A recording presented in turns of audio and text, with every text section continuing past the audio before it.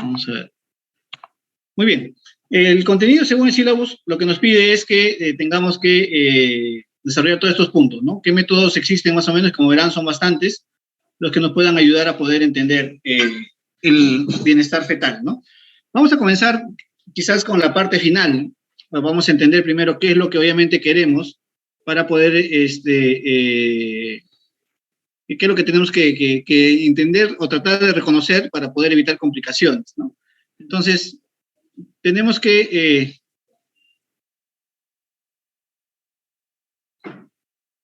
una de las cosas que tenemos que siempre manejar son estos conceptos, ¿no? Que en muchos casos son bastante comunes o bastante frecuentes manejados en las emergencias, pero que sin embargo a veces hay criterios que están establecidos que no siempre se manejan de una forma adecuada, ¿no? Vamos a ver según cada prueba más o menos cómo es que entendemos cada uno de ellos, ¿no? Por ejemplo, una de las cosas que estamos siempre nosotros acostumbrados a escuchar son los latidos cardíacos, ¿no?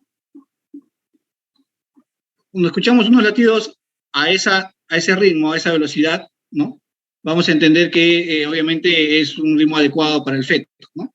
Y sin embargo, en algunas oportunidades se nos puede presentar un sonido similar a este, ¿no? Es un poco más bajo, es un poco más lento, ¿no? Entonces, obviamente, es un momento en el cual puede indicarnos que puede estar habiendo algún tipo de complicación, ¿no?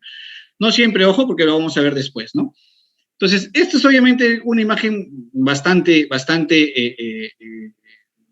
digamos, impresionante, podríamos decirlo así, pero sin embargo, a veces, lamentablemente, nos encontramos con estas situaciones, y esto es lo que tenemos que evitar, ¿no? Si ven un bebé, bueno, obviamente recién ha nacido, está lleno con una secreción media verde, que es lo que conocemos como meconio, que lo vamos a describir después también, ¿no? Y que esto a la larga puede traer complicaciones. Ya después también vamos a ver qué tipo de complicaciones podamos ir teniendo. Muy bien. Todo esto no ocurre de un momento a otro. Todo esto, obviamente, hay toda una progresión, ¿no? Hay situaciones en las cuales sí, definitivamente, podría ser, en minutos, podríamos llegar a situaciones bastante adversas. Pero hay situaciones en las cuales esto se va haciendo en forma paulatina. Y en muchos de los casos vamos a seguir una secuencia en la cual tenemos que aprender a discernir, ¿no? Para esto tenemos que manejar algunos términos, como lo que es, por ejemplo, la hipoxemia, ¿no? La hipoxemia va a ser el primer, digamos, el primer fenómeno que ocurra, ¿no? Donde básicamente tenemos que entender que ha disminuido simplemente concentración de oxígeno a nivel de la sangre. ¿Está bien? Entonces es como que tú te vas a la sierra y obviamente pues la concentración de oxígeno es menor y obviamente también comienzas tú a manifestar de repente algún tipo de sintomatología, ¿no? Luego, si esto progresa, podemos llegar a la hipoxia, ¿no? La hipoxia, ¿qué quiere decir? Que ya la poca cantidad de oxígeno que está habiendo está llegando también en menor cantidad hacia los tejidos, ¿no? ¿Está bien? Entonces, mientras que hipoxemia se refiere básicamente a la concentración de oxígeno en la sangre, hipoxia se va a referir a la concentración de oxígeno, pero a nivel tisular. Quiere decir que este problema ya está avanzando y que obviamente pues podría acarrear complicaciones, ¿no? Y la asfixia ya como un síndrome caracterizado por la suspensión, ¿no?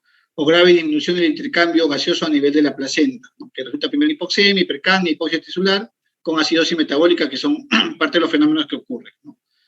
Entonces, son estas cosas las que tenemos que aprender a reconocer. Uno de los, como le decía hace un momento, una de las definiciones que también es importante que manejemos es la definición de sufrimiento fetal, ¿no? El sufrimiento fetal es aquella asfixia, como dice ahí, fetal progresiva, ¿no? En la cual, que si no es corregida o evitada, provocará una descompensación de la respuesta fisiológica, ¿no? Desencadenando un daño permanente al sistema nervioso central, falla múltiple de órganos y también muerte, ¿no? Doctor, disculpe que lo corte. ¿Me puede volver a poner de coanfitrión? Porque no estoy para poder aceptar a mis compañeros que están teniendo problemas para ingresar. ¿Cómo no? Un momentito, espérate.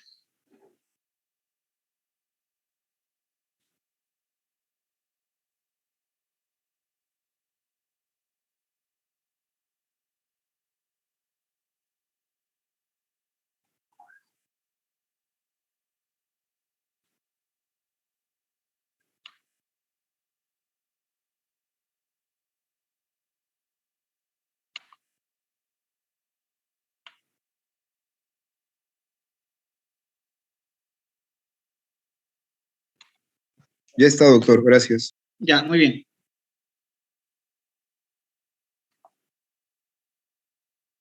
Entonces le decía, bueno, básicamente, ¿qué es? Como les, la asfixia fetal, o sea, lo que habíamos visto hace un momento como progresión, ¿no? En la cual obviamente se tiene que corregir, porque como dice, si es que no es corregida o no es evitada, pues finalmente podría provocar un problema. Como le decía, que lo peor que puede ocurrir es un problema a nivel neurológico, ¿no? Bueno, obviamente también eso podría desencadenarse también en la muerte, ¿no?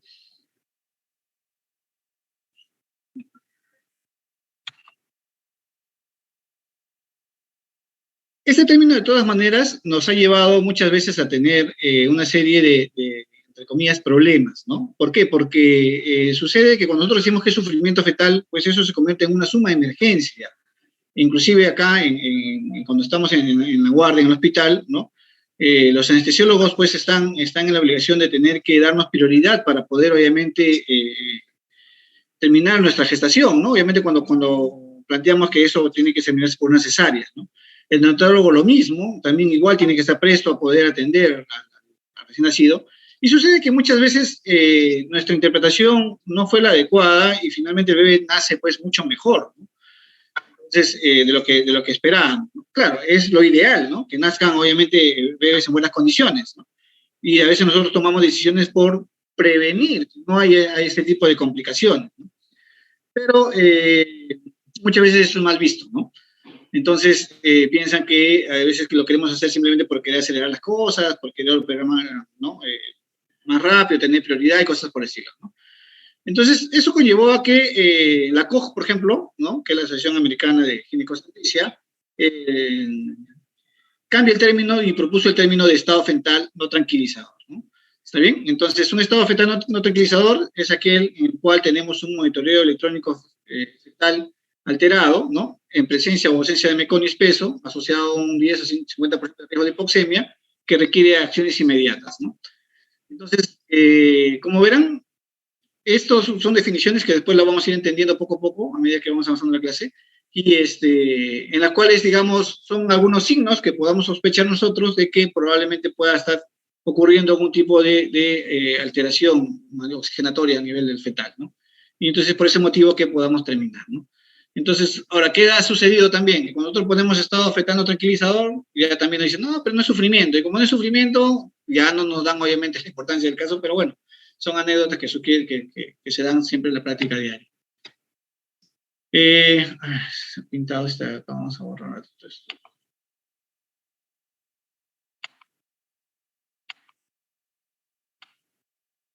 Bueno, la asfixia perinatal es otro de los definiciones que tenemos que aprender. Obviamente es una condición fetal o neonatal, ya secundaria a un déficit de aporte de oxígeno tisular, y que lleva una hipoxemia, hipercapnia, ¿no? Acidosis metabólica progresiva suficiente como para causar lesión neurológica, ¿no? Entonces, no se trata solamente de sacarlo vivo, ¿no? Sino se trata de sacarlo en buenas condiciones, ¿no? Entonces, y como les mencionaba, no se trata solamente de que nazca y que llore, ¿no? Sino que obviamente no haya ninguna lesión neurológica a futuro. Muchas de esas lesiones no las vamos a observar ni siquiera en los minutos siguientes, algo que sea muy severo. Muchas de esas lesiones se van a manifestar recién en el desarrollo psicomotor de este feto. Entonces, por eso que tenemos que evitar llegar a ese extremo, ¿no? Hay características en las cuales ya se define qué es la asfixia perinatal, ¿no? Como por ejemplo un pH de arteria umbilical menor a 7, ¿no? Un test de Apgar, que es una valoración ya después que el bebé nace, menor a 3 a los 5 minutos, ¿no? Cuando hay una encefalopatía neonatal moderada o severa, pues obviamente ya el neonatólogo se encarga de poder discernir si es que tiene encefalopatía o no, ¿no? Y hay evidencia de disfunción multiorgánica, ¿no? Sistema cardiovascular, renal o pulmonar en el feto, ¿no? Vamos a ver después, y probablemente ustedes ya han hecho clase de lo que es fisiología fetal, y qué sucede cuando obviamente hay un problema de asfixia, ¿no? Cuando disminuye notoriamente la concentración de oxígeno. La depresión neonatal va a ser aquel cuadro en el cual se cumple uno de los 3 criterios de los cuales hemos mencionado, ¿no? Muy bien, entonces, ¿qué puede ocasionar un sufrimiento fetal? ¿Qué podría? Son múltiples las causas, ¿no? Pueden ser problemas placentarios, ¿no? como por ejemplo, si hablamos de algo sumamente agudo como un desprendimiento de placenta, ¿no? Puede haber, por ejemplo, hemorragias también igual materno-fetales, también abundantes, ¿no? Puede haber también a veces lo que conocemos como corioneonitis, infecciones, ¿no? Puede haber de repente problemas también netamente de la madre, como que puede haber tenido una sepsis, un desastre respiratorio, como lo que sucedía hace poco con el COVID, ¿no? Y así. Son múltiples las causas que podrían originar, ¿no? Hay problemas propios del feto también igual, que podrían también desencadenar en ese tipo de situaciones, ¿no? Esta es otra foto, por ejemplo, de un bebé recién nacido, ¿no? Todo impregnado de meconium, ¿no? Le llamamos impregnado porque obviamente, como verán, la piel inclusive tiene esa coloración verduzca, ¿no? El cordón umbilical, no sé si lo lograron ver, no sé si habrán tenido oportunidad ya de ver, es un color medio blanco nacarado, sin embargo acá se observa bastante verde, ¿no? Es producto de la exposición que ha tenido este feto, pues, intraútero a un tiempo prolongado de meconium, ¿no? Es por eso que nace con esa coloración. Entonces, es por eso que es muy importante tener que discernir. ¿Qué sucede entonces cuando comienzan a disminuir los niveles de oxígeno, ¿no? Vamos a ver que hay una disminución, como decíamos, del intercambio feto-materno, ¿no? Lo primero que va a suceder es esto de la disminución del aporte de oxígeno, ¿no? A eso le llamábamos, ¿se acuerdan? Hipoxemia, ¿no? Luego esto, si esto progresa, puede llegar a una hipoxia, ¿no? O sea, ya a nivel tisular, ¿no? Y cuando hay una hipoxia tisular, ¿no? Cuando ya hay poco oxígeno en el nivel de los tejidos, ustedes saben muy bien que se desarrolla lo que es la vía anaeróbica, ¿no? ¿Está bien? Entonces, cuando se desarrolla la vía anaeróbica, ¿qué sucede? Se comienza a consumir las reservas de glucógeno, ¿no? Hay disminución de consumo de oxígeno también por la parte de la célula, se forman productos de esta glucólisis anaeróbica, se comienzan a formar hidrogeniones, ¿no? Y hay una alteración también de lo que es la relación de lactato-piruvato, ¿no? Y esto finalmente, ¿a qué nos lleva? A una acidosis metabólica, ¿no? Entonces, todo producto partido de una disminución del aporte de oxígeno, como les mencionaba, ¿no? Finalmente podemos llegar a una acidosis metabólica. ¿Qué tenemos por el otro lado? Como hay un problema en el intercambio, va a haber una retención de CO2, ¿está bien? Va a haber una hipercapnia y eso también puede llevar a una acidosis respiratoria. Entonces, de lo que aparentemente solo comenzó con un déficit de oxígeno, podemos llegar tanto a una acidosis metabólica como a una acidosis respiratoria, ¿no? Entonces, eso obviamente vamos a entender que el pH va a disminuir, ¿sí? Entonces, de tal manera que cuando disminuye el pH comienzan a alterarse el funcionamiento ya a nivel celular, ¿no? Acuérdense que si comenzaban a consumir las reservas de glucógeno, estos comienzan a agotarse también igual y comienzan a aparecer lesiones irreversibles, ¿no? ¿Lesiones irreversibles en dónde? En el sistema nervioso central, que era lo que les comentaba siempre, lo que tenemos que evitar, a nivel pulmonar, ¿no? Y a nivel cardíaco, ¿no? De tal forma que comienza a dañarse también el corazón y en casos extremos, pues puede haber una muerte fetal, ¿no? Intraútero, ¿no? Entonces, todo es la secuencia, como verán, de qué es lo que va sucediendo, ¿no? Entonces, mencionábamos que el feto llega a una acidosis, a una hipoxia, ¿no? ¿Está bien? Entonces, fetal, de todas maneras, tiene un mecanismo de respuesta, un mecanismo de sensación. No es que simplemente de forma secuencial, sino que de todas maneras el feto trata de defenderse. Entonces, ¿y qué es lo que hace primero? Aumenta su tono simpático, ¿no? Eso, ¿cómo lo vamos a entender o cómo se va a traducir? Por un aumento de la frecuencia cardíaca, que es uno de los primeros signos que se van a presentar, la taquicardia fetal. ¿Está bien? Si este nivel continúa en nivel de hipoxia, ¿no? Entonces se va a comenzar a aumentar el tono vagal y eso va a conllevar ¿a qué? A la bradicardia. De lo que estábamos inicialmente en una taquicardia, pasamos a una bradicardia, ¿no? Entonces todo eso obviamente ya lo tenemos que entender como ya obviamente con seguridad que es un estrés fetal. Toda persona cuando está en una reacción de estrés comienza a producir catecolaminas, ¿no?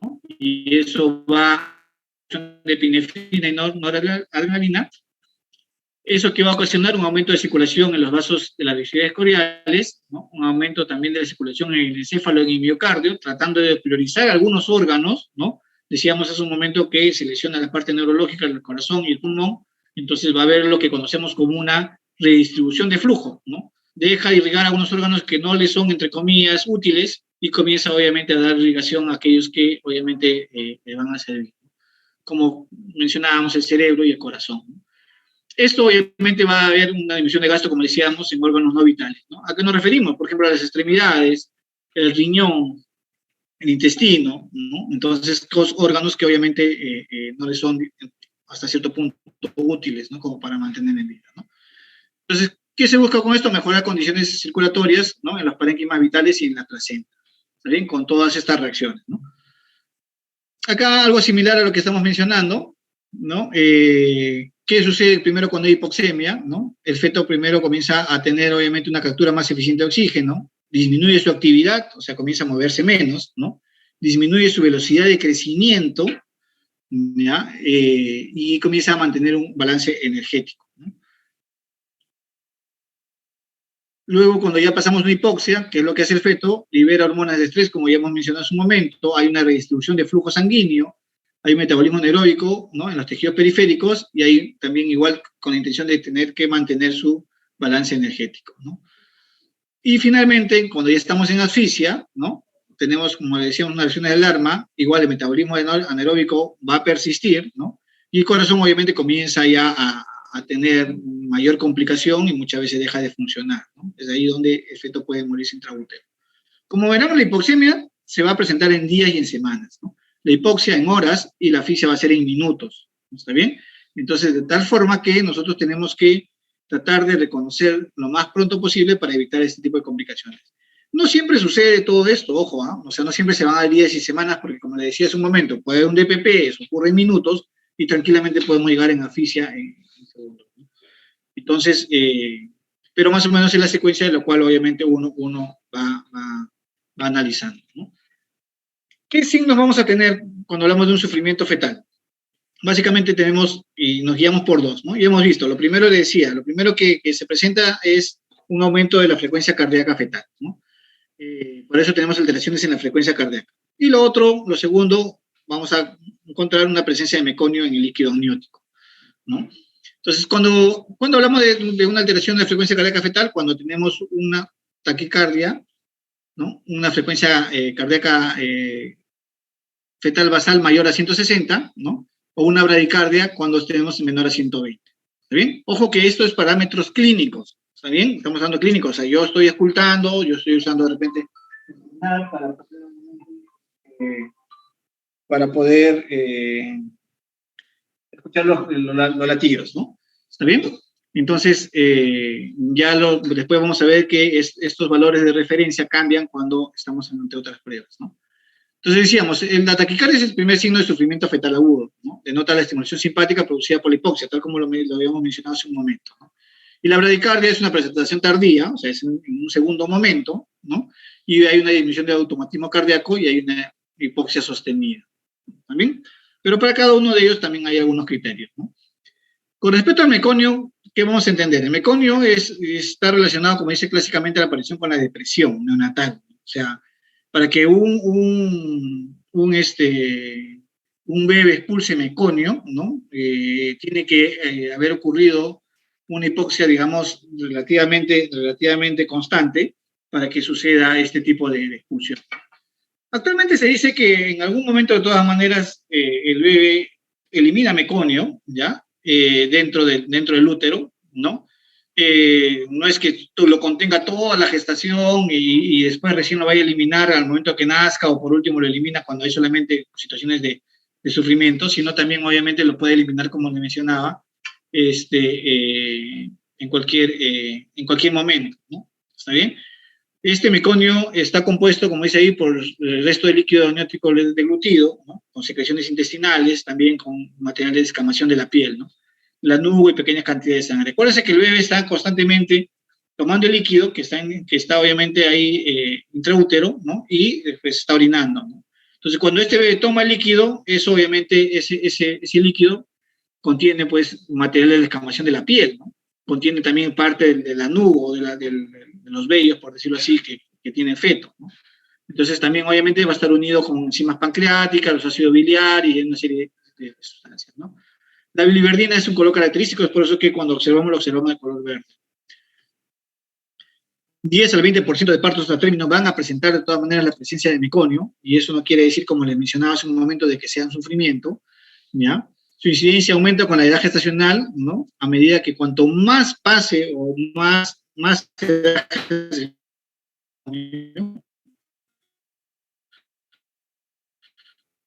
algunos factores disponentes, como y hay la fiebre materna también igual, ¿no? ¿Cuál es el problema? El problema es que cuando ese meconio es aspirado por el feto, ¿no? Entonces, cuando es deglutido y pase, obviamente, hacia los pulmones, puede ocasionar un problema después neonatal. Entonces, ese es, digamos, una de las complicaciones que a veces uno puede o está expuesto. Y finalmente va a haber una muerte entre 5 o 40%, dependiendo en qué lugar estés, ¿no? ¿Ya? Entonces, siempre que hagamos un análisis lo tenemos que relacionar cosas, ¿no? O sea, no podemos solamente decir, ya, tenemos líquido meconial o está meconio, ¿no? Y con eso es suficiente, no. Tenemos que relacionarlo de repente con algún signo más. ¿Qué otro signo más es el que nos es más fácil poder manejar? La frecuencia cardíaca fetal, ¿no? ¿Está bien? Entonces, esta frecuencia cardíaca fetal, obviamente, vemos, si está normal, entonces vamos a suponer que simplemente todo, no hay mayor problema, ¿no? Pero si tenemos presencia de meconio y tenemos la frecuencia cardíaca fetal alterada, ¿no? Menor a 100 o más de 160, entonces eso sí ya lo podemos considerar como un sufrimiento fetal, ¿no? Lo mismo con el pH del cuero cabelludo, que es otra de las pruebas que después vamos a ver, ¿no? Si el pH me muestra que hay acidosis, entonces definitivamente también es un sufrimiento, ¿no? Si el pH me muestra que es un pH normal, entonces vamos a decir que no hay ningún problema, ¿no? Claro, eso no quita que tengamos que estar observando constantemente a la paciente, ¿no? Pero más o menos ese es el análisis. O sea, la sola presencia de meconio, como lo repito, no nos va a hacer el diagnóstico, ¿no? Entonces, ¿qué pruebas vamos a tener para poder, obviamente, nosotros tratar de reconocer si es que existe o no existe algún problema, ¿no? Si es que hay o no hay alguna situación, estamos ante un sufrimiento fetal o no, ¿no? Entonces, las pruebas se van a dividir, como verán, de acuerdo al momento en el cual yo quiera, obviamente, monitorizar a la paciente. Tenemos pruebas preparto, ¿no? Donde podemos hacer un monitoreo fetal no estresante, un monitoreo fetal estresante, un perfil físico y un Doppler. Tenemos pruebas intraparto, ¿no? Donde también igual tenemos un monitoreo electrónico igual continuo, de la frecuencia cardíaca fetal, una ocultación intermitente, una oximetría de pulso, pH de cuero cabelludo y la presencia también de meconio. Y en el posparto, o sea, cuando nace ya el feto, ¿no? Vamos a tener la evaluación de Apgar, que es lo que hacen los pediatras para ver cuál es el estado en el cual están haciendo este bebé. Puedes tomar también, obviamente, una gasometría del cordón umbilical para ver cuál es el pH, ¿no? Y algunas pruebas neuroconductuales, ¿no? Sobre todo cuando ya han pasado algunos días y tú quieres ver si hay una lesión neurológica, se pueden hacer esas pruebas, ¿no? Entonces, vamos a tratar de desarrollar algunas de ellas porque es lo que obviamente nos interesa en la clase, tratar de reconocer cuando estamos ante un caso de sufrimiento. Esta línea de acá, María, ¿puede borrar o no? Vamos a ver.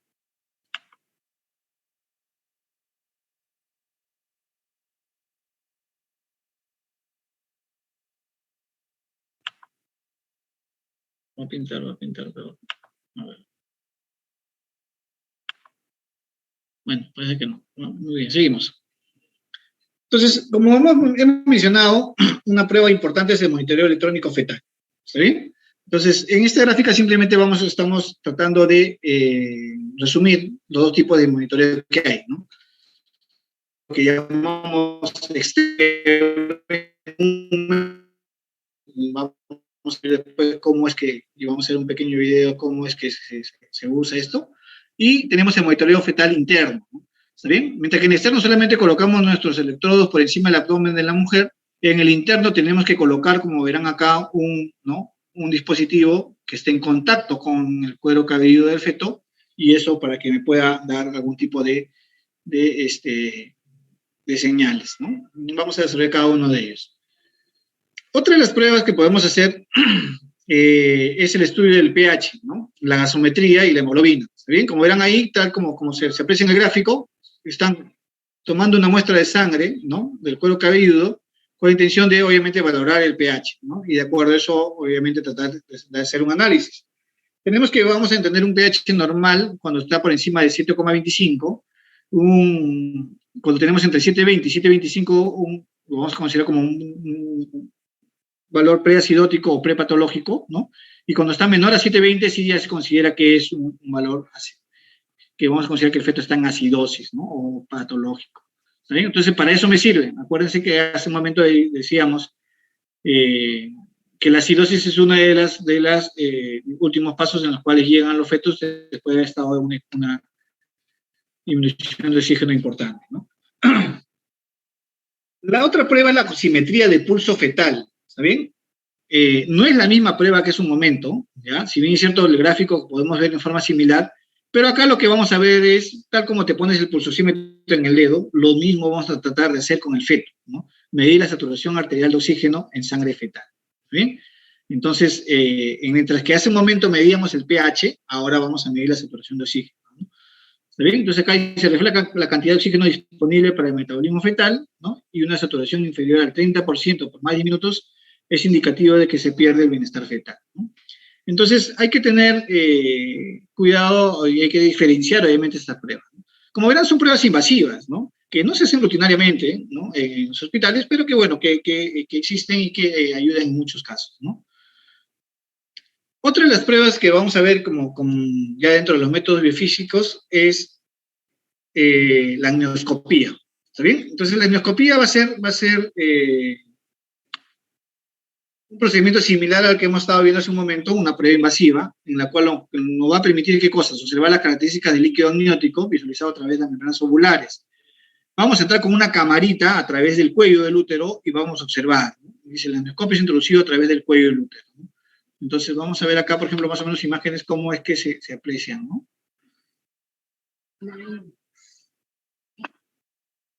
Entonces, obviamente esto es una imagen bastante translúcida, ¿no? O sea, no se ve con bastante nitidez, ¿no? ¿Está bien? Entonces, pero eso nos permite ver. Lo que nosotros vamos a querer ver con una amnioscopía no es tanto al feto, sino básicamente lo que vamos a querer ver simplemente son las características del líquido, ¿no? Para ver si es que hay presencia de líquido meconiano o no. Obviamente, esta observación lo vamos a hacer a través de las membranas, ¿no? Entonces, este es el aparatito, ¿no? Que finalmente va a ingresar, ¿no? A través del cuello del útero y vamos a observar simplemente, ¿no? Entonces, ¿cuáles son las características de esta prueba? Que tiene bajo costo, ¿no? No requiere hospitalización, se puede hacer obviamente a través, en forma ambulatoria, ¿no?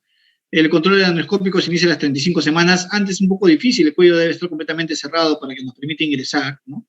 El resultado se califica obviamente ahí en el momento, ¿no? O sea, como satisfactorio o no. Y es positivo si el líquido amniótico se haya teñido de meconio sangre, ¿no? O está casi ausente, ¿está bien? Entonces eso es más o menos en lo que consiste esta prueba, ¿no? Igual no se hace rutinariamente, pero también existe como les mencionaba, ¿no? Otra de las cosas que tenemos que valorar también como método biofísico son los movimientos fetales, ¿no? Estos movimientos fetales son percibidos por la madre a partir de la semana 18, la mayoría lo siente a partir de las 20 semanas, 22, sobre todo si son primíparas. Si es una mujer multípara, a veces lo puede sentir a partir de las 16 semanas, ¿no? Es falso eso que hay mujeres que dicen que a las 6, 8 semanas que están embarazadas ya sienten los movimientos, eso es algo totalmente descabellado pensar que uno pueda sentir los movimientos, pero bueno, lo refieren así, ¿no? Lo que sí está demostrado es esto, ¿no? Ahora, ojo, acá estamos hablando de lo que percibe la mamá, ¿saben? Porque si el bebé se mueve pues desde las 8 o 9 semanas, cuando ya no hacemos el correfeto transvaginal, vemos que ya comienza a tener movimiento. Vemos que ya comienzan a formarse a veces ya un poco las extremidades y se mueve con bastante avidez, ¿no? ¿Está bien? Pero lo que es detectado por la mamá todavía es, como le decía, aproximadamente las 18 a 20 semanas recién, ¿no? Aumentan progresivamente hasta la semana 32, ¿ya? Este aumento obviamente se va a dar también, tiene que estudiar alguna serie de eventos para que pueda darse, ¿no? Se valora, como dice, indirectamente la función del sistema nervioso central, porque un bebé que se mueva, que esté completamente activo, es un bebé obviamente que no vamos a sospechar que tenga sufrimiento, ¿no? Y normalmente se deben sentir, como decíamos, 3 movimientos por hora, o más de 10 en 2 horas, ¿está bien? Eso es lo que normalmente debería sentir la mamá, ¿no? ¿Cuándo hay signos de alarma con respecto a los movimientos, ¿no? Si la mamá no ya pasó las 24 semanas y no percibe los movimientos, puede haber algún problema, ¿no? Si hay una ausencia total, dice, de movimientos que dura más de 2 horas, también igual, ¿está bien? O sea, como decíamos un momento, ¿no? La definición es 3 movimientos en 1 hora o más de 10 en 2 horas, ¿no? Y si este bebé ha pasado 2 horas y no se ha movido, es un signo de alarma, ¿no? Cuando hay una disminución en la percepción habitual de los movimientos fetales que dura más de 12 horas, ¿no? O sea, no es que esperar más de 24 horas. ¿A qué nos referimos con esto? O sea, cada mamá sabe cómo se mueve su bebé. Cada mamá sabe en qué momento se mueve más, qué tipo de movimientos realiza y todo eso. Pero si la mamá dice, no, ¿sabe qué? No se está moviendo como antes, porque bueno, no sé, ahora su movimiento es muy débil, es muy lento, o se mueve pues cada 2 horas, entonces eso también es un signo de alarma, ¿no? ¿Está bien? Entonces por eso que hay que estar siempre atentos acerca de cómo reconocer o cómo instruir también a las mamás acerca de reconocer los movimientos fetales, ¿no? Este es otro videito en el cual nos va a permitir,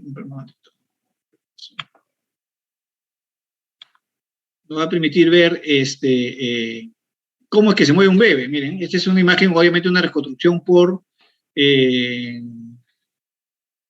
resonancia, pero sin embargo para que vean qué tan activos son, ¿no?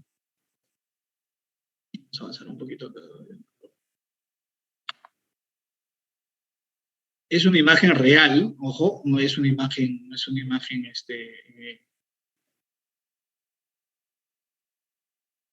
para que vean qué tan activo es un bebé, ¿no? Y obviamente esos movimientos a veces inclusive llegan a incomodar a la mamá, ¿no? A veces algunas de ellas no lo toleran, a veces se mueven durante la noche, ¿no? Y obviamente no dejan descansar inclusive, ¿no?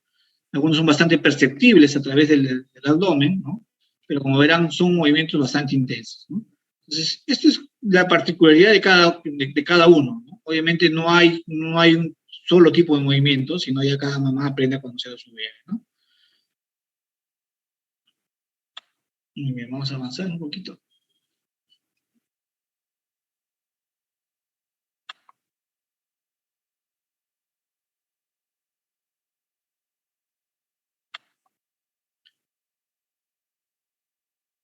Muy bien. Entonces, otra de las pruebas que vamos a ver, y que esto es sí, lo que más habitualmente usamos, ¿no? Es el monitoreo electrónico fetal externo, ¿no? ¿Está bien? Entonces, este monitoreo fetal electrónico externo le mencionaba hace un momento, colocámoslo de todos, lo vamos a ver también en un momento en un video, cómo es que se va colocando el instrumento en el abdomen materno, ¿no? Esta es la hoja en la cual nosotros se comienza a hacer el registro. ¿Muy bien? Esta hojita, ¿no? Obviamente, como verán, tiene dos partes bien marcadas, ¿no?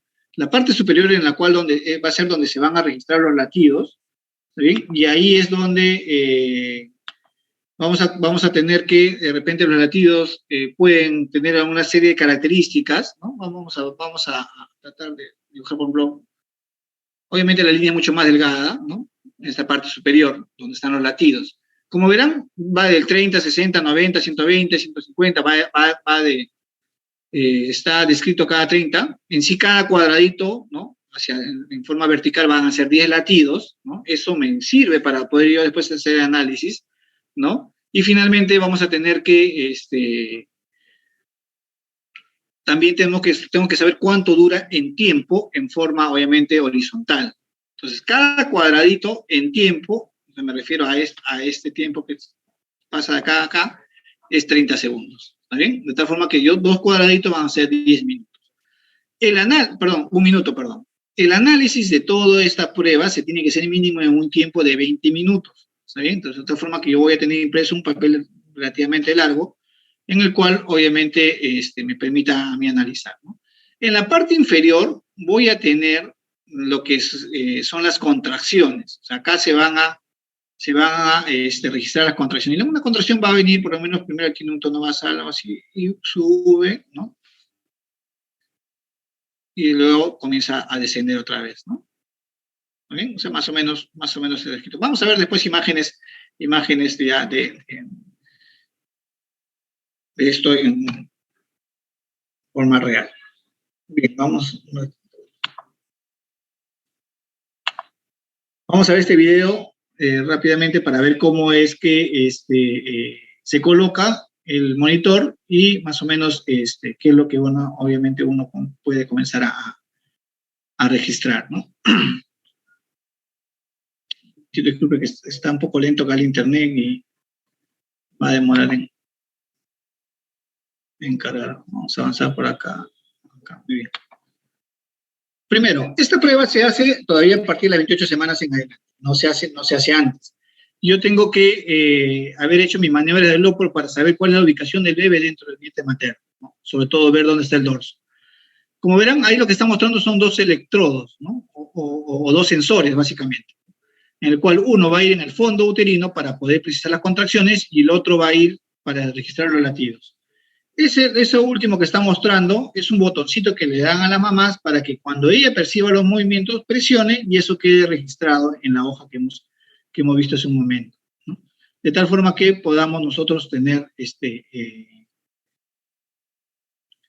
tener un registro adecuado. Acuérdense, tiene que ser 20 minutos, ¿no? Para poder obviamente hacer el registro, ¿no? Entonces ahí ha buscado el fondo uterino, lo va a colocar con unas correas, ¿no? De tal forma que nos permita poder registrar las contracciones uterinas. Ojo que esto no es, tiene que colocarse de una forma adecuada y a una cierta presión, porque si lo colocamos muy suelto, no va a registrar adecuadamente las contracciones. Si lo colocamos muy apretado, también lo mismo, ¿no? Entonces, como que tiene que estar fijo y tiene que estar ni muy apretado ni muy suelto tampoco. El siguiente va a ir obviamente en el sitio donde va el dorso. Para eso obviamente le echa un poco de gel, ¿no? Para que haya una mejor transmisión acerca de los latidos, ¿no? Y finalmente lo coloca, como le digo, donde haya determinado que esté el dorso fetal, ¿no? ¿Está bien? Entonces le parece que el dorso está allí, lo coloca, y igual también lo coloca en unas correas para comenzar a hacer el registro, ¿no? ¿Ya? Entonces, de esa forma es que uno coloca el monitor, ¿no? Vamos a avanzar un poquito para... Ese es el monitor fetal, ¿no? Como verán, acá está la hoja donde va a ser el registro en la parte inferior, ¿no? Y ahí está la...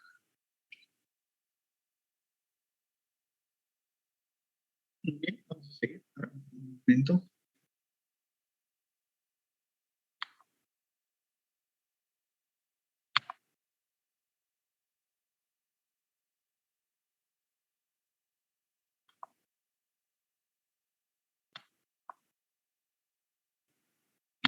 Sale el...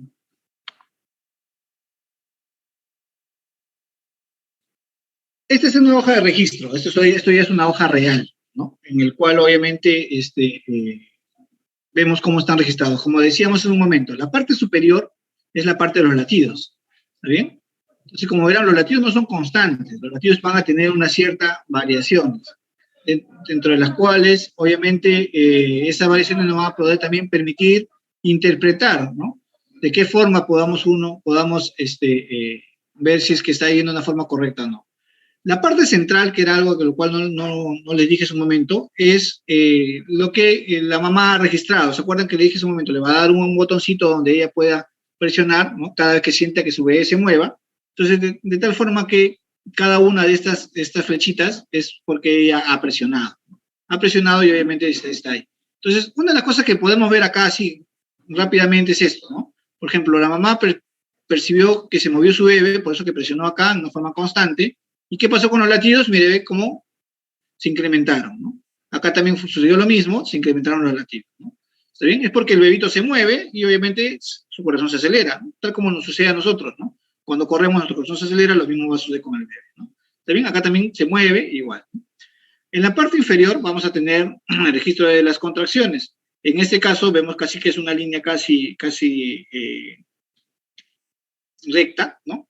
En la cual no hay ningún todavía registro de contracciones aparentemente. O sea, ¿qué quiere decir? Que en esta paciente no ha habido todavía contracciones uterinas, ¿no?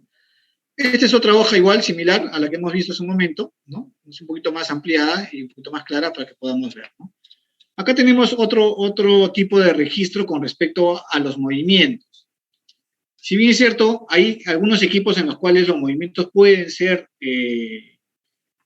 manifestados por la mamá a través de ese botón, pero hay otros equipos que tienen la capacidad de poder ellos mismos reconocer los movimientos del feto y lo manifiestan así, ¿no?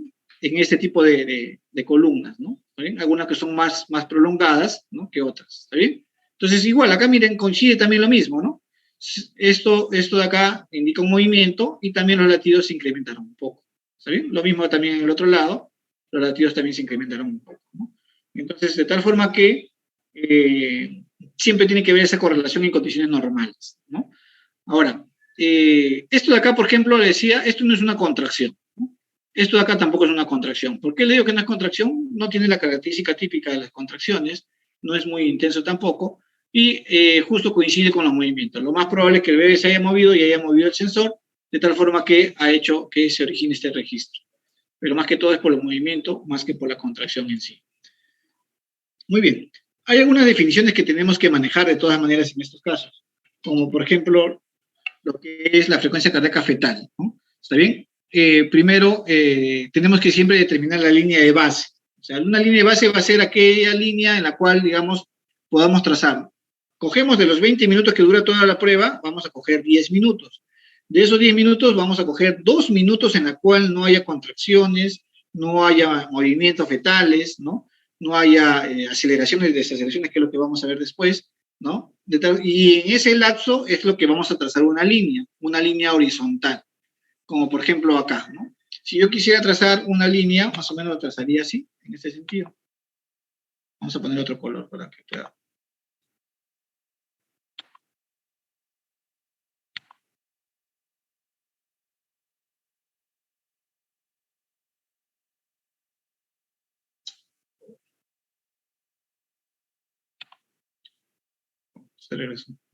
Acá. Entonces yo podría trazar una línea, por ejemplo, acá, que trate de unir la mayor cantidad de puntos. No me está funcionando bien esto.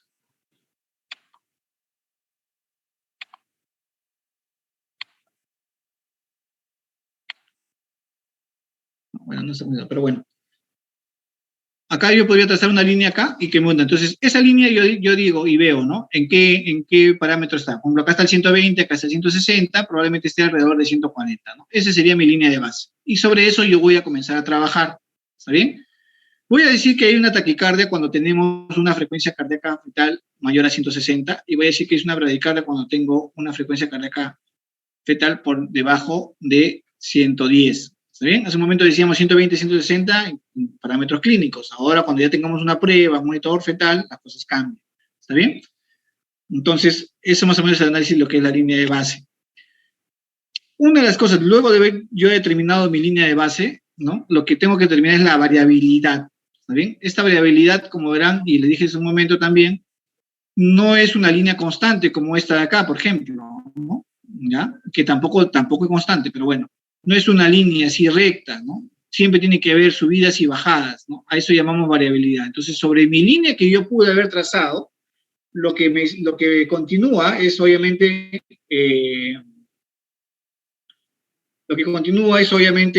ver cuánto sube, cuánto baja, ¿no? Para determinar la variabilidad. ¿Está bien? Una variabilidad normal va a ser entre aquella que se encuentra entre 5 a 25 latidos por minuto. Una variabilidad disminuida va a ser aquella que sea menos de 5, ¿no? Como verás, casi no sube o baja mucho, y una variabilidad aumentada cuando tenga más de 25 latidos por minuto, ¿no? ¿Está bien? Entonces, ¿por qué ocurre esta variabilidad? Porque siempre va a haber fluctuaciones entre lo que es el sistema nervioso simpático y parasimpático. Siempre va a haber eso, no va a actuar uno solo, sino va a estar siempre entre los dos como que tratando de... Recuerden que el simpático te va a elevar la frecuencia cardíaca, el simpático, la respuesta vagal te la va a disminuir. Entonces, por eso siempre esa. Entonces, esto lo es cuando más bien observamos habilidad. Eso quiere decir que ya puede comenzar a haber lesión a nivel del sistema nervioso central. Otras definiciones, como mencionábamos hace un momento, son las aceleraciones. Eso que vimos hace un momento que le decía que se incrementaban los latidos cuando se movía el bebé, esos son aceleraciones, ¿no? Pero tienen su definición, ¿no? Para yo decir que hay una aceleración, tiene que incrementarse los latidos por más de 15, ¿está bien? Por más de 15, supongamos que yo lo tenía en 130, entonces esto tiene que llegar a más de 145. Acuérdate de que cada cuadradito es 10, ¿no? Hacia arriba, entonces sería 10, 20, 30, acá está llegando casi 32 más o menos por ahí, ¿no? Más de 15, y tiene que durar todo esto también más de 15 segundos. O sea, ¿qué quiere decir? Acuérdate que cada cuadradito en forma horizontal mide 30 segundos. Entonces, esto no puede ser así, tan chiquito. Tiene que tener una duración para ser considerado, obviamente, una aceleración. Esto también no va a demorar o no debería de demorar tampoco más de 10 minutos. Ojo que este incremento de 15 que estamos mencionando tiene que ser en gestaciones por encima de las 32 semanas. Cuando la gestación es por de la variación, tiene como referencia es en esto.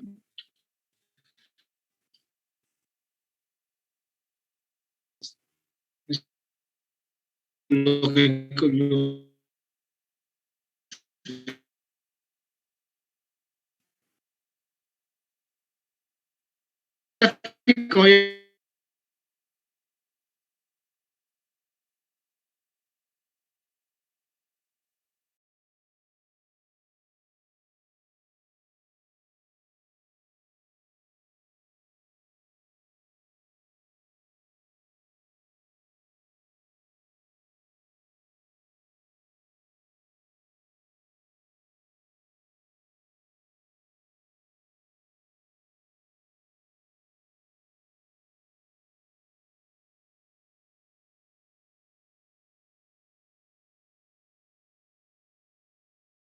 Recording in progress.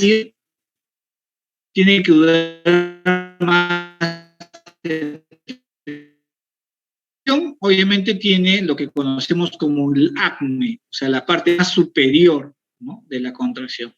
Cuando uno, vamos a ver que tanto el punto más bajo con la contracción tiene que coincidir.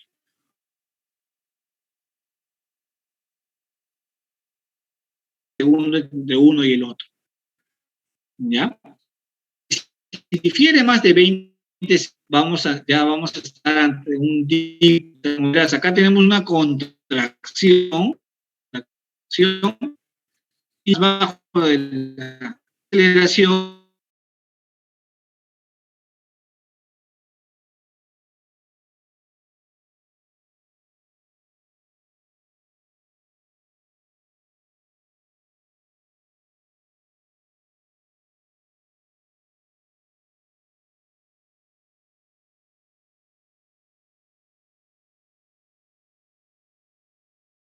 Recording in progress.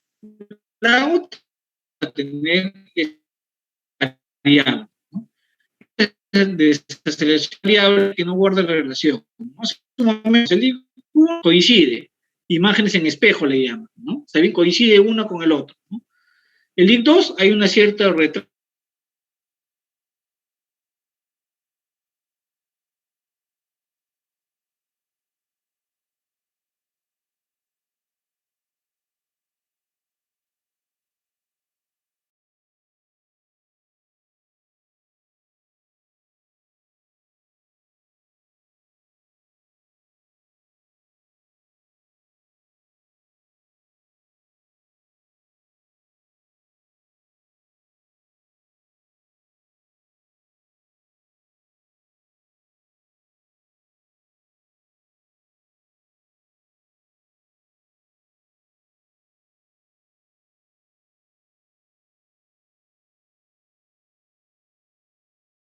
Recording in progress. Se ha descrito que el DIP1 está relacionado o se presenta o se da por la compresión cefálica. ¿Está bien? El DIP2 se da básicamente por un problema netamente placentario, una insuficiencia placentaria, ¿no? Y el DIP3 por una compresión del cordón umbilical, ¿no? ¿Está bien? Eso se habla ya desde hace muchos años, aunque se ha visto de que, por ejemplo, no siempre el DIC1 se relaciona a la compresión cefálica. Es más, hay bebés que ya están en expulsivo y nunca hicieron ni siquiera un DIC1. Entonces, no necesariamente tiene que ser eso a rajatabla. ¿Está bien? Ahora, el DIC2, le decíamos, es un problema ya de oxigenación, un problema de insuficiencia placentaria, y eso sí podría ser un signo, un indicativo de sufrimiento fetal. ¿Está bien? Sobre todo cuando es persistente. Cuando hablamos de persistente, ¿no? O cuando hablamos de continuo, cuando es más del 50% de las contracciones. ¿Está bien? Si no es más del 50% de las contracciones, entonces yo puedo decir que es algo intermitente, ¿no? Acá vamos a ver, vamos a tratar de escuchar sobre todo. Este es un registro de un monitoreo. Vamos a avanzar un poquito para no. Miren cómo se va. Obviamente el registro va apareciendo por acá, ¿no? ¿Ya? En esta zona. O sea, esta imagen va avanzando, si te das cuenta, va avanzando, mira, con este puntito cómo va avanzando, ¿no? ¿Ya? Acá abajo están las contracciones, ¿no? Acá arriba son, obviamente, el latido cardíaco fetal. Y si te das cuenta, por ejemplo, acá ya ha habido una desaceleración, acá también hay otra desaceleración, ¿no? De tal forma que se han ido presentando. Vamos a avanzar un poquito para que puedan escuchar. Ese es obviamente los latidos, ¿está bien? 138, ¿no? Ahorita está es un aproximado. Y miren lo que va a suceder en unos instantes. Esta es la intensidad de la contracción, ¿ya? Este 28, 25, la intensidad de contracción.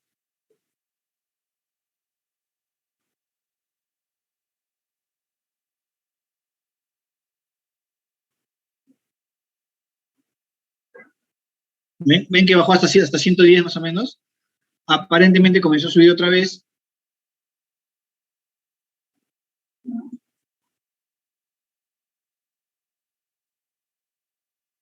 ¿Ve? 115, 107, 100, 98.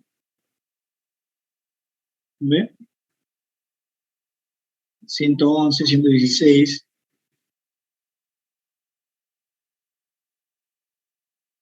¿Ven? Y esto es lo que sucedió, ¿no? ¿Se acuerdan? Bajó hasta 100 casi, subió hasta 130 otra vez un poquito, después nuevamente bajó, ¿no? Y otra vez ya está en pleno proceso de recuperación. ¿Ven? Entonces, hace un momento yo le dije, ¿no? Y habíamos visto las desaceleraciones clásicamente eran así, ¿no? O sea, tenían un nadir y nuevamente subían, ¿no? Pero no es la única, o sea, también existen otro tipo de desaceleraciones, digamos, ya para un análisis un poquito más profundo, en el cual puede tener este aspecto de W, por ejemplo, ¿no? Con una ligera recuperación, nuevamente otra vez cae y otra vez se recupera, ¿no? ¿Está bien? O sea, hay diferentes tipos de desaceleraciones.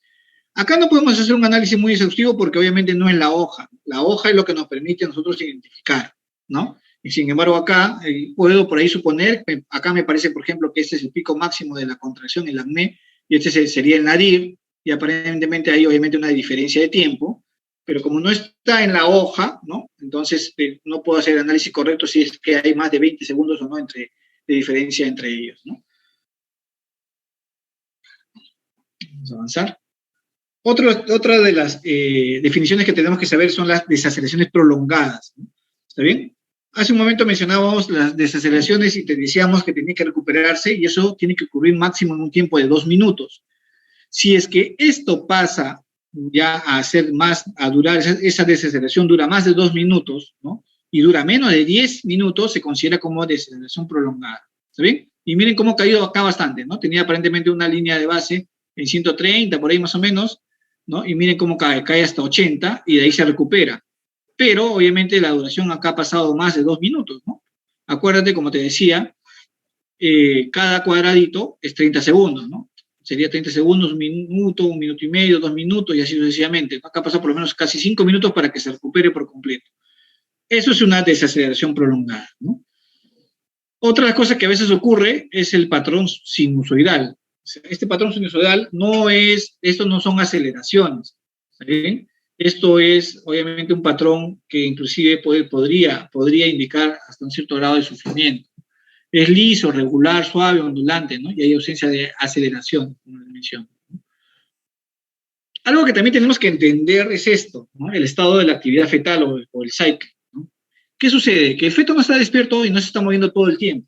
Más bien al contrario, pasa casi 20 horas en un estado de quiescencia, ¿no? Y luego, obviamente, pasa a un estado de vigilia, en el cual obviamente está despierto, y mayormente la pasa en un estado de sueño activo, que quiere decir que está dormido, ¿no? Pero con movimientos constantes. ¿Está bien? Entonces, de tal forma que nosotros tenemos, si vemos que, por ejemplo, en un monitoreo, ¿no? Ponte que estos son los 20 minutos, ¿no? Podemos ver momentos en los cuales hay, ¿no? Una cierta variabilidad, aceleraciones y todo, y de un momento a otro comienza a disminuir la variabilidad, ¿no? Se mantiene de una forma constante casi, ¿no?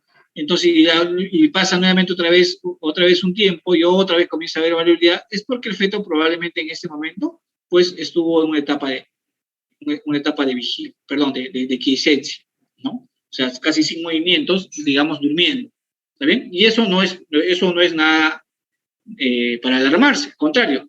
Si yo veo que un feto tiene estos tipos de ciclos, ¿no? En el cual hay periodos en los cuales tiene actividad y periodos en los cuales, pues, se minimiza su actividad cardíaca fetal, entonces, más bien eso me da una idea de que tiene un buen estado neurológico, ¿ya? Entonces, ¿qué registro vamos a poder tener también en los casos de la cardiotografía? lo que conocemos como hipoxia aguda, ¿no? Como verán, igual, acá estaba como en 130, comenzó a bajar, y llegó hasta 60 inclusive, ¿no? ¿Ya? Entonces, esto nos permite identificar. Claro, ojo, que créanme que cuando comenzamos a observar esto, pues no estamos tranquilos viendo qué sucede, ¿no? Ya comenzamos a tomar algún tipo de acción, ¿no? Hay hipoxias subagudas, en las cuales obviamente digamos, tan rápido, no es un corto tiempo, ¿no? Se va presentando de todas maneras y como te das cuenta es un trazado bastante irregular, ¿no? Acá casi no podemos determinar, por ejemplo, la línea de base, no vamos a poder determinar casi por ahí la variabilidad, ¿no? Vemos que es bastante desordenado, casi no hay contracciones, pero sin embargo eso nos indica una hipoxia subaguda, ¿no? Hay otro estado en el cual podemos encontrar hipoxia crónica, ¿no? Y acá básicamente vamos a ver que cuando hay hipoxia crónica, los latidos acuérdate que uno de los primeros fenómenos que ocurre es la taquicardia, y los latidos van a estar siempre en el borde superior, ¿no? Alrededor de 160. ¿Está bien? Casi no hay aceleraciones, más bien estos pequeños descensos podrían corresponder a desaceleraciones, ¿no? Eso en caso de hipoxia, ¿no? Y también ocurre lo que llamamos como hipoxia progresiva, o sea, qué va sucediendo a lo largo de, obviamente, el compromiso fetal, ¿no? Como mencionábamos también al inicio, esto puede ser en casos de semanas, días, ¿no? ¿Ya? Como que también puede ser en minutos, como si fuera un caso de suma urgencia, como si fuera un DPP, ¿no? Entonces, cuando ya comienza a haber hipoxia, lo primero que vamos a encontrar son estas manifestaciones de desaceleración, ¿no? Si te das cuenta acá, coincide, ¿no? Coincide el nadir con el acné, ¿no? O sea, podríamos asumir que eso es un tipo de IC1, ¿no? Después tenemos un incremento de los latidos, mira, de lo que estaba acá en una línea de base aparentemente en 140, después acá se ha ido por encima de 160, sigue habiendo desaceleraciones, pero ya se ha incrementado la frecuencia cardíaca fetal, ¿no? Luego se pierde, ya casi no hay mucha variabilidad, ¿no? Hay desaceleraciones más pequeñas, pero no hay mucha variabilidad, ¿no? Y finalmente ya hay un fracaso, como dice cardíaco, porque ya no hay nada de variabilidad y más bien todo esto comienza pues a disminuir, ¿no? Muy probablemente acá ya hay un daño neurológico que está instaurado, ¿no? ¿Está bien? Este es otro registro ya real, ¿no? Donde vemos abajo a mí poder determinar si es que es un DIG1 o DIG2 o un variable, ¿no? ¿Está bien? Por ejemplo, esto es fácil, se ve que casi coinciden, ¿no? ¿Está bien? Casi están en la misma línea, sería un DIG1. Acá sí hay una diferencia, como verán, ¿no? Esto, si proyecto el nadir hacia acá, terminaría acá, y acá hay una diferencia por lo menos, ¿no? De algunos minutos, ¿no? ¿Está bien? Y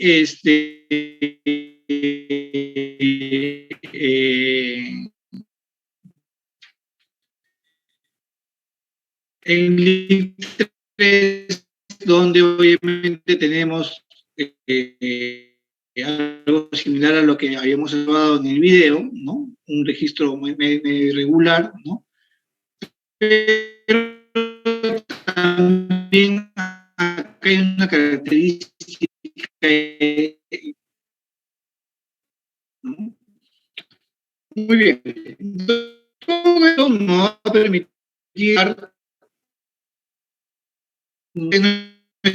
este test, yo coloco la para acciones, ¿no? Y finalmente hago mi registro.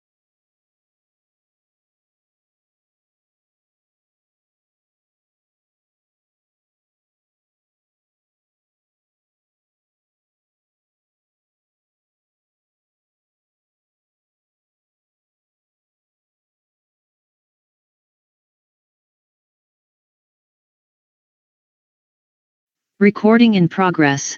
No se debe ser antes de las 28 semanas, ¿no? Vamos a tener un resultado de repente erróneo, ¿ya? Aparte que también va a ser muy difícil poder centrar los latidos en un solo lado, el bebé constantemente se mueve a esa edad gestacional.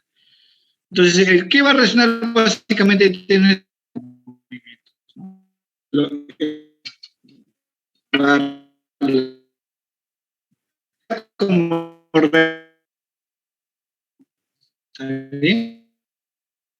vamos a tener movimientos fetales, 2 movimientos por lo menos, aceleraciones también igual, de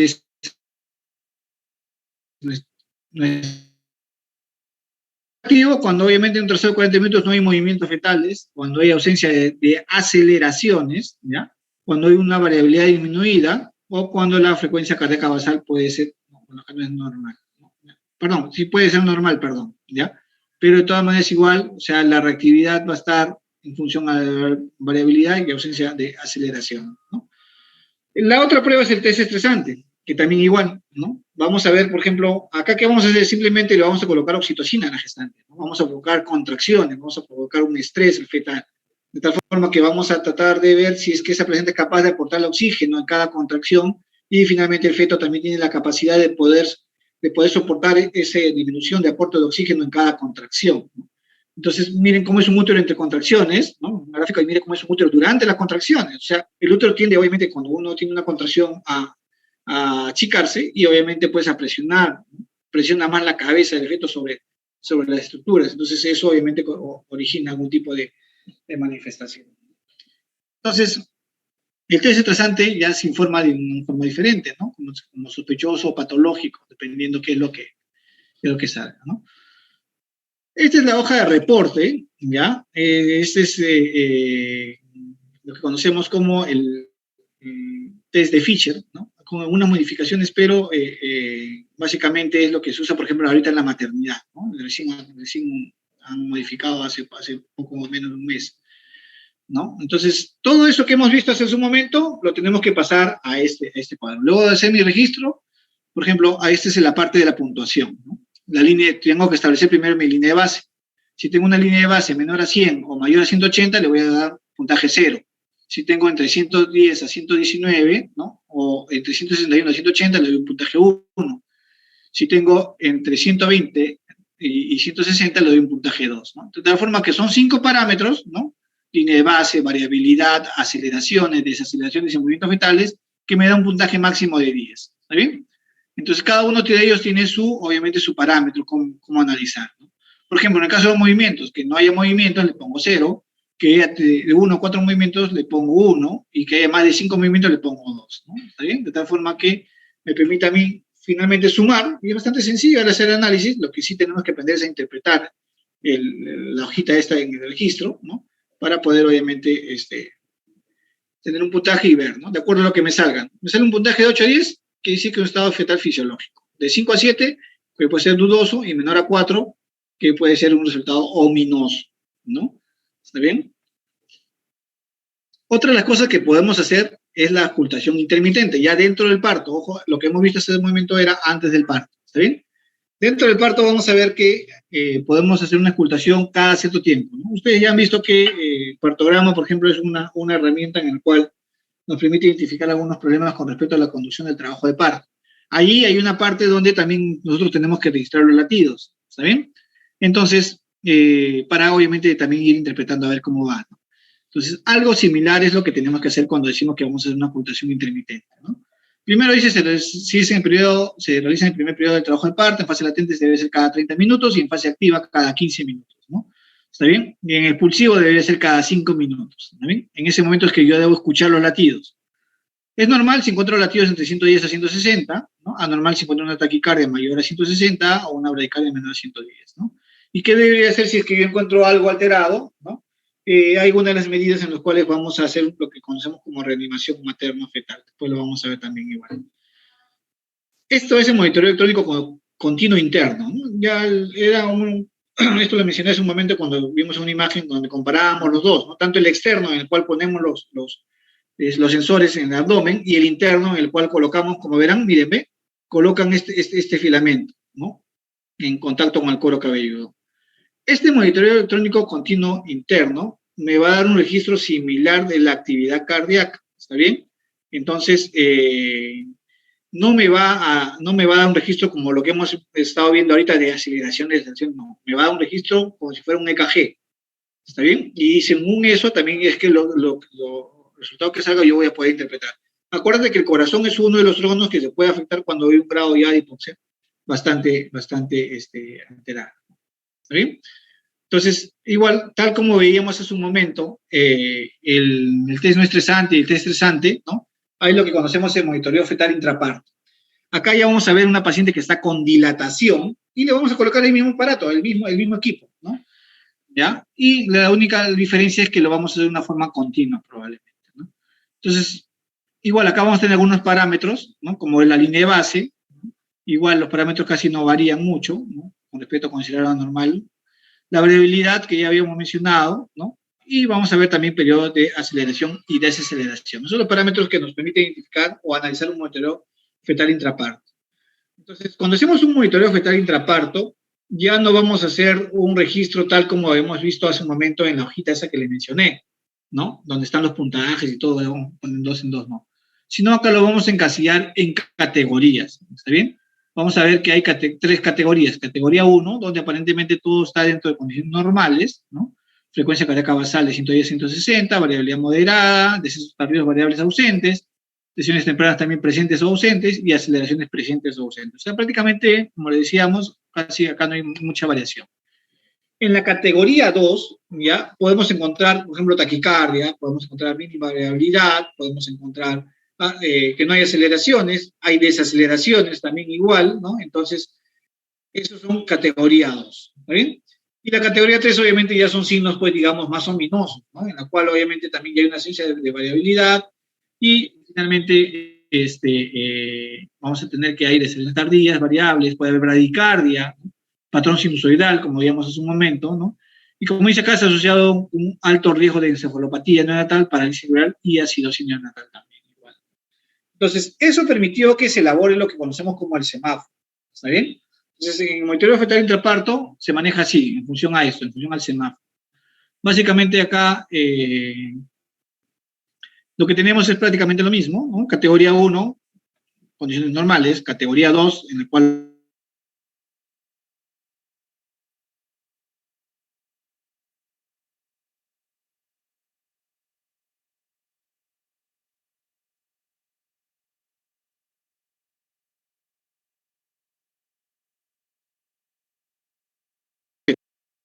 ahora, ¿qué hacemos si estamos ante un caso de sufrimiento fetal?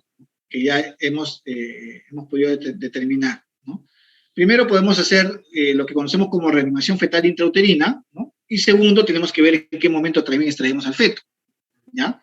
Y obviamente manejarlo ya una vez estando afuera, ¿bien? Entonces, ¿qué es lo que buscamos con esto?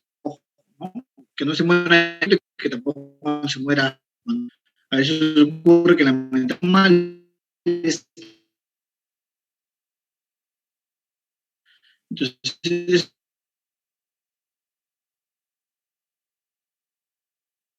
evitar que el daño fetal, el daño neurológico del niño, ¿no? Eso es lo que vamos a buscar de todas maneras, ¿no? Entonces, ¿qué tenemos que hacer? Bueno, control de funciones vitales maternas, la gestante la tenemos que poner del lado izquierdo, ¿no? Con cloruro para obviamente tratar de disminuir la intensidad de las contracciones, administrar oxígeno si es que fuera muy necesario, ¿no? Vigilar permanentemente la frecuencia cardíaca fetal, hay que corregir factores maternos como la hipotensión, algún desequilibrio ácido-base que pueda tener, ¿no? Y hay que disminuir las contracciones uterinas, ¿no? ¿Qué usamos para eso? Algunos fármacos que también nos puedan ayudar, ¿no? Y si estamos colocando oxitocina, tenemos que suspenderlo, ¿no? Para que obviamente darle chance a que el bebé se pueda también reaccionar, ¿no? ¿Está bien? ¿Cuándo vamos a sacar el feto? Cuando una vez que estabilicemos, ¿no? ¿Ya? Por la vía más rápida posible, vamos a tratar de extraerlo, ya sea por cesárea o ya sea por un parto vaginal que es inminente. A veces ocurre que ya estamos en pleno expulsivo y comienza a haber situaciones que son muy continuas, pero obviamente ya es mucho más rápido que salga por vía vaginal que tener que programar una cesárea y llevarla a la cesárea, entonces simplemente nos terminamos por ahí. Pero a veces sucede que pues nos damos cuenta de que va a demorar, ¿no? Que el tiempo de repente es demasiado y programamos una cesárea, ¿no? ¿Está bien? Entonces, ¿qué logramos con eso cuando sacamos el bebé? Que lo atienda, por ejemplo, el neonatólogo, ¿no? Que lo reanime de repente si es que está en muy malas condiciones, ¿no? Y ya obviamente ahí se podría manejar mucho mejor, ¿no? Miren, estos datos son importantes. Una complicación del sufrimiento fetal es que puede haber una hipoxia de 1 a 3 horas, ¿no? Cuando hay una hipoxia de 1 a 3 horas puede provocar invariablemente un daño cerebral, ¿no? Y si es de 3 a 5 horas puede inducir la muerte del feto también, ¿no? La acción para evitar el daño cerebral ante una hipoxia se debe tomar antes de las 3 horas, ¿está bien? Entonces, igual, inclusive hay algo, actualmente un manejo, lo cual se llama la regla de los 3 minutos, en el cual yo voy observando primero desde los 3 primeros minutos a ver si es que ocurre algún tipo de, sobre todo en los casos de desaceleraciones, si veo que no hay mejora, ya ha pasado 3 minutos, estoy ante una desaceleración progresiva, ¿no? Tengo que ya comenzar a hacer algunas acciones, como lo que mencionaba hace un momento, colocar a la madre de cúbito lateral, colocar depende de un fármaco, espero 3 minutos más, ¿no? Y voy viendo, y así voy analizando de 3 minutos en 3 minutos con la intención de tomar decisiones rápidas, ¿no? ¿Está bien? ¿Qué podemos ocasionar? Edema cerebral, en efecto, ojo, ¿no? Convulsiones, encefalopatía neonatal, parálisis cerebral, ¿no? E inclusive la muerte. ¿Está bien? Entonces, eso es lo que obviamente no buscamos, eso es lo que tenemos que evitar y a eso no tenemos que llegar. Y para eso tenemos que obviamente analizar todo según las pruebas que hemos mencionado hasta el momento. Muy bien. Otra de las pruebas que nos permite ver el estado fetal, ¿no? El estado de bienestar, es una ecografía, en la cual le llamamos perfil biofísico. ¿Está bien? Acá nos vamos a centrar en ver más que todo algún tipo de signos en los cuales nos permite si tiene algún tipo de compromiso. ¿Qué vamos a ver? Totales, vamos a ver el tono fetal, vamos a ver los movimientos respiratorios, vamos a ver el volumen de líquido amniótico tal mediante cartografía externa. O sea, hacemos el test, eso nos va a dar un valor si el bebé sale reactivo o no, ¿no? Y vamos a colocar una puntuación. Cada uno de estos 5 ítems le va a 2. ¿Está bien? Entonces, es de acuerdo al puntaje que le demos, obviamente vamos a ver en qué estado está. Cuanto más puntaje tenga, obviamente si tiene 10 es mucho mejor, ¿no? Pero si tiene 4, si tiene 2, obviamente ahí la cosa cambia, pero vamos a escribir dentro de un momento. Entonces, acuérdense, tenemos movimientos corporales totales, el tono fetal, movimientos respiratorios. Lo primero que va a desaparecer siempre cuando hay un compromiso fetal de hipoxia van a ser los movimientos respiratorios. ¿Está bien? Luego desaparecen los movimientos corporales y finalmente desaparece el tono fetal. Ha habido casos en los cuales uno hace ecografía y ve al bebé adentro que está como desmayado. Normalmente estamos acostumbrados a ver al bebé pues, con los brazos, a veces inclusive tapándose la cara, las piernas flexionadas y todo.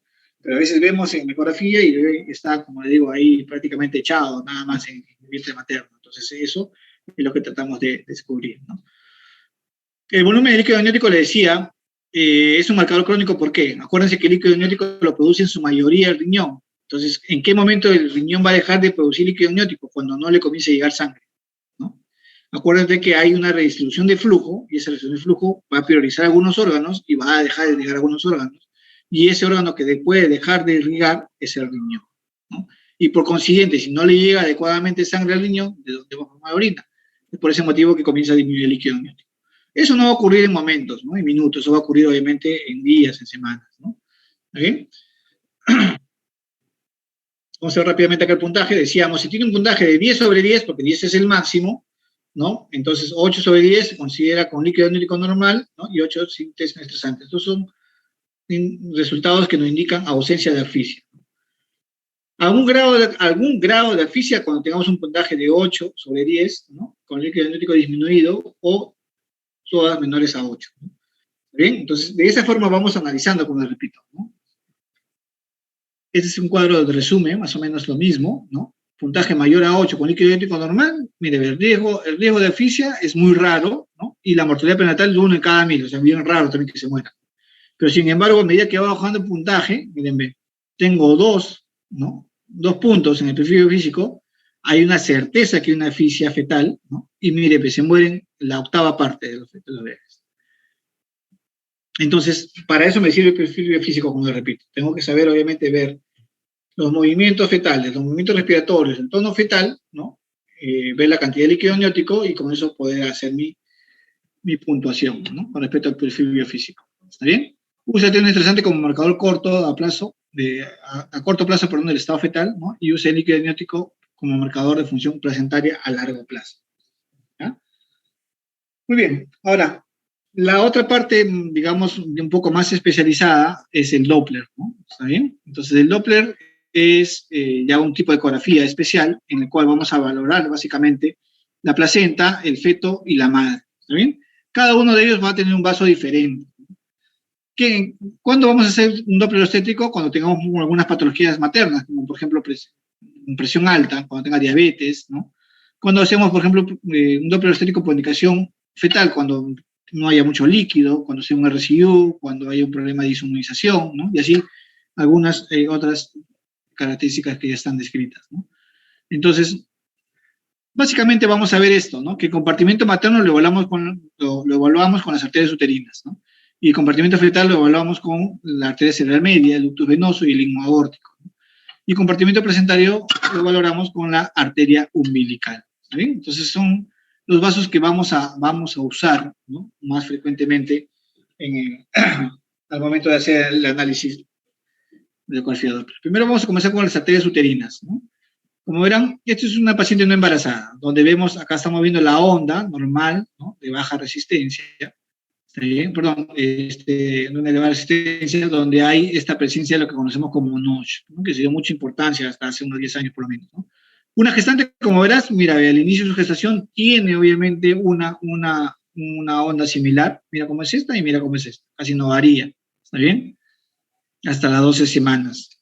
Luego, a medida que va avanzando la gestación, ¿no? Vamos a ver que, mírenme cómo nota la diferencia. Ese notch comienza a disminuir, ¿no? Tamaño, y la diástole, que es esta parte de acá, comienza a ensancharse, ¿no? ¿Está bien? Entonces comienza a disminuir un poco la resistencia, ¿no? ¿Ya? Con respecto a la diástole, ¿está bien? Y acá avanzamos más en la gestación, ¿no? Está bien, esto probablemente sea del tercer trimestre, donde prácticamente ya no hay notch, ¿no? Y tengamos una diástole bastante ancha. De tal forma que acá hablamos de que ha ocurrido una adaptación, pues, normal, ¿no? Este es prácticamente el resumen de lo mismo, ¿no? Miren cómo era al inicio, ¿no? Cómo se va modificando, se va adaptando. Y esto casualmente producto de que la arteria uterina que comienza con este calibre, ¿no? También igual obviamente se va dilatando, las paredes se van adelgazando, ¿no? Y finalmente, pues, vamos obteniendo este tipo de registro, ¿no? Otra de las arterias que vemos son las arterias umbilicales. Igual analizamos las arterias umbilicales. Cuando hay condiciones normales, vamos a ver que no hay diástole, o sea, no hay esta parte de acá, ¿no? ¿Está bien? Hay índices de resistencia elevados. Pero ya cuando comienza a haber algún tipo de alteración, vamos a ver que comienza a presentarse ya una diástole, acá bastante pequeña todavía aún, ¿no? Pero hay un índice de resistencia que comienza a disminuir, ¿no? A las 26 semanas, entre 26 y 40, también igual la arteria umbilical, miren cómo se ha modificado la onda, acá era más alta, más picuda, acá es más baja, ¿no? Más ancha, ¿no? Y con mayor diástole. Entonces, esto es en condiciones normales cómo va cambiando.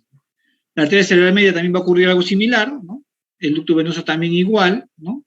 Está bien, se van modificando a medida que avanza la gestación, ¿no? E inclusive, en algunos casos, el flujo se llega a ser retrógrado, ¿no? ¿Qué quiere decir? Que comienza a disminuir. ¿Está bien?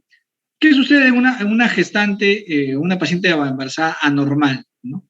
A las 25 semanas que deberíamos de verlo algo así, con una imagen similar, lo vemos todavía así, ¿no? Se lo vemos con el NOS. ¿Esto qué me da a entender? Que esas arterias no se han adaptado adecuadamente al embarazo. Con respecto a los umbilicales, ¿qué vamos a ver? Mire, cómo era un gráfico normal y cómo comienza a modificarse, ¿no? Primero aparece, ¿te acuerdas? Decíamos, aparece un poquito de diástole, luego ya se hace diástole cero, y finalmente comienza a haber un reflujo, ¿no? Una diástole reversa le llama, ¿no? Cuando hay un grado de compromiso mayor. La arteria cerebral media ocurre casi lo mismo, ¿no? ¿Está bien? De lo que teníamos una arteria un poco elevada, delgada, ¿no? Un poco de diástole, lo que sucede acá es que comienza a disminuir el tamaño y a ensancharse un poco, ¿no? De tal forma que se modifica completamente, ¿no? Ahora, esta imagen es similar, acuérdate, a la arteria umbilical, ¿no? ¿Ve? A la arteria umbilical, ¿está bien? Entonces, ojo que acá estamos hablando de la cerebral media, ¿ya? Y es por eso que no debería de ocurrir o llegar a ese extremo, ¿no? El ducto venoso también igual, ¿no? Tenemos lo que conocemos la onda A y el flujo se hace reverso en un momento. Con esta reversión del flujo, obviamente también igual no hay mayor crecimiento, ¿no? Este es un cuadrito en el cual nos comparan casi todos los registros que tenemos, ¿está bien? Vamos a tener, por ejemplo, la arteria umbilical, mira cómo se va modificando, ¿está bien? En el grado de progresión con respecto al grado de asfixia. Perdón.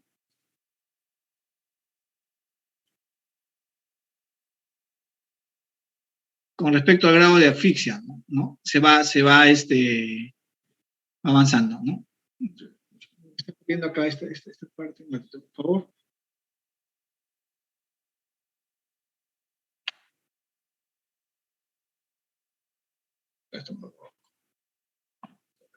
Ya. Entonces, miren, acá tenemos lo que conocemos como hipoxemia, ¿no? Luego la hipoxia y luego la acidosis, que es lo que hemos venido mencionando con toda la secuencia. ¿Qué sucede con la arteria umbilical? ¿No? Tenemos un percentil mayor a 95, que son los valores que nos dan al momento de evaluarla, ¿no? ¿Está bien? Entonces, tenemos este tipo de onda. Luego, obviamente, cuando hay hipoxia, comienza a desaparecer la diástole. Finalmente, la diástole comienza a hacerse reversa, ¿no? En el caso de la cerebral media también ocurre lo mismo, ¿está bien? Tenemos una onda que decíamos un poco elevada, con poca diástole, y comienza, mire, ¿ve? A cambiar la onda, ¿no? ¿Está bien? Entonces, a mayor compromiso, ¿no? Menor resistencia. En el caso de la cerebral media, con la intención de que llegue mayor cantidad de sangre, mayor cantidad de oxígeno. Lo mismo con el ducto venoso, también comienza a hacerse reverso en las partes finales, cuando ya hay acidosis. El líquido amniótico, también igual, ¿no? Miren cómo lo que tenía la producción todavía en hipoxemia todavía se mantenía, pero cuando ya hay hipoxia, ¿no? Cuando ya comienza a haber una reducción del flujo, comienza a disminuir la cantidad de líquido. Los movimientos respiratorios también igual, el tono también lo mismo, y acá una imagen con respecto al monitoreo, ¿no? Cómo va cambiando de condiciones normales, con una línea basal normal, con variabilidad, con aceleraciones luego, ¿no? Comienza luego a presentarse desaceleraciones, ¿no? Se disminuye la variabilidad, ¿no? Y finalmente podemos llegar a la muerte fetal, ¿no? Entonces es un cuadrito que nos explica, o nos trata de explicar, la relación que ocurre en cada uno de los vasos, ¿no? Muy bien, entonces cuando medíamos esta parte del Doppler y decíamos de que vemos mucho lo que son las características de las ondas, no solamente es eso, sino también obviamente al momento de hacer la medición, ¿no? El ecógrafo nos arroja un valor, sobre todo el índice de pulsatilidad, y eso se lleva a unas tablas, ¿no? Las tablas trabajan en función a percentiles, y si tenemos un percentil, ¿no? Dependiendo del vaso, puede ser mayor a 95 o menor a 5, ¿no? Para ser considerado alterado, ¿está bien? Entonces, por ejemplo, vamos a tener algo que llamamos como marcadores crónicos, y ahí vamos a tener aquí a la arteria uterina, ¿está bien? Porque acuérdate, el marcador crónico, básicamente lo que nos va a dar es, y nos vamos a referir básicamente, son a casos, por ejemplo, en el cual hay también un sufrimiento fetal crónico. Y este sufrimiento fetal crónico se va a comenzar a dar ya desde mucho antes, ¿no? No es como los casos agudos, que obviamente pues, se presentan en días, en horas, ¿no? Los casos crónicos se presentan muchas veces pues hasta desde el primer trimestre, ¿no?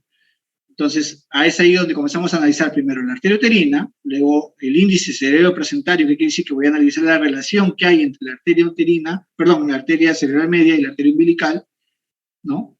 Luego vemos, por ejemplo, la arteria umbilical como también se va alterando con percentil mayor a 95, la cerebral media disminuye por debajo del percentil 5, ¿no?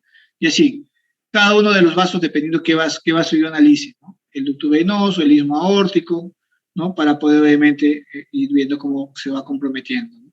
¿Está bien? Lo mismo también acá en un registro cardiotopográfico, lo mismo en un perfil biofísico, ¿está bien? Un puntaje menor a 4, ¿no? Entonces, de tal forma que nosotros vamos a tener con todos estos como signos de sufrimiento fetal, ¿no? ¿Para qué me sirve finalmente esto? Para poder, obviamente, encasillar, ¿no? Acuérdense que cuando hablamos de parte crónica, del sufrimiento fetal crónico, nos referimos básicamente a lo que es el RCU. Y este RCU lo vamos a ver básicamente en cómo se va alterando poco a poco los vasos sanguíneos, ¿no? Y que finalmente pues nos llegan a dar un compromiso que si no actuamos a tiempo, ¿no? Con una muerte fetal intraútero o una lesión neurológica importante, ¿no? La definición de residuo, acuérdense, es aquel feto que está por debajo del percentil 3, ¿no? ¿Ya? O por debajo del percentil 10 con alguna alteración en el Doppler, ¿no? Una vez que yo ya sé que es un residuo, lo tengo que encasillar en qué estadio está, ¿no? Si está en un estadio 1, por ejemplo, 1A, que sí que está por debajo del percentil 3 con un Doppler normal, ¿no? Si tengo un 1B, quiere decir que ya se están alterando algunos de los vasos, como la cerebral media, arteria umbilical, ¿no? Y el índice cerebroplacentario, ¿no? Si tengo un residuo tipo 2, vamos a tener un flujo diastólico ausente, ¿no? ¿Está bien? De la arteria umbilical en más del 50% de los casos de los cortes, ¿no? El tipo 3, un flujo diastólico reverso, ¿no? En la arteria umbilical, un IP del ducto venoso mayor a percentil 95, ¿no? Un flujo diastólico ausente del ducto venoso, y vamos a tener un residuo tipo 4 con un flujo reverso del ducto venoso, desaceleraciones también de la frecuencia cardíaca fetal. Entonces, ¿para qué me sirve a mí todo esto? ¿Por qué es importante tener que solamente ver que si es un RSIU o no? Me va a servir porque yo también voy a poder, luego, ver cómo hago el seguimiento, ¿está bien? Entonces, no solamente decir, ah, ya sí, está en estadio 1, estadio 2, estadio 3, sino cómo hago el seguimiento. Por ejemplo, acá el seguimiento tiene que ser como el Doppler cada 72 horas, ¿no? En el 3 que dice cada 24 horas, ¿no? ¿Y en qué momento yo podría terminar la gestación? Por ejemplo, si yo tengo una paciente que tengo un residuo con 35 semanas, ya podría terminarlo, porque acá me dicen que debo terminar a las 34. ¿Está bien? No es necesario que espere más, no es necesario que espere que llegue a las 40, sino que simplemente por encima de las 34 ya podría terminar. ¿Cómo lo termino? Con una cesárea. ¿Está bien? Si tiene 37 semanas, ¿no? Si yo tengo una paciente que tengo un residuo de estadio 1, tengo 36 semanas, ¿es necesario que espere hasta las 37? Sí, puedes esperar hasta 37. Pero si tú tienes una de 36 semanas que ya está en estadio 2, ya lo puedes terminar en el momento. ¿Está bien? Porque ya tiene más de 34 semanas. Ahora, también vamos a tener, por ejemplo, igual lo mismo, cuando tengo, si tengo un residuo de estadio 3, ¿no? Máximo podría llegar a las 30 semanas, ¿no? Y estadio 4 máximo a las 26, pero con una sobrevida pues bastante baja. Entonces, para eso me sirve yo poder analizar este tipo de vasos, ¿no? Para poder, obviamente, yo encasillarlo y ver hasta cuándo puedo seguir, cómo le hago el seguimiento y hasta qué edad gestacional puedo llegar, ¿no? Muy bien. Porque ese es todo lo que nos concernía al día de hoy. La finalidad siempre va a ser tener que obtener bebés saludables, ¿no? No tener bebés como la foto que les he mostrado, de tal forma que podamos nosotros garantizar un estado de salud no solamente que permanezca vivo, como les mencionaba, sino que tenga un estado neurológico saludable. ¿Ya? Gracias. No sé si tuvieran alguna pregunta.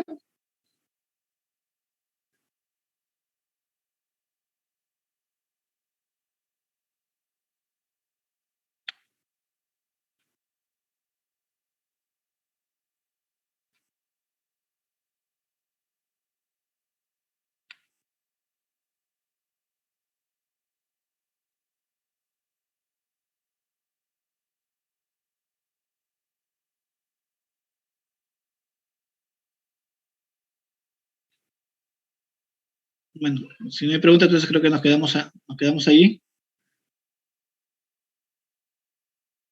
Gracias por su atención. Recording stopped.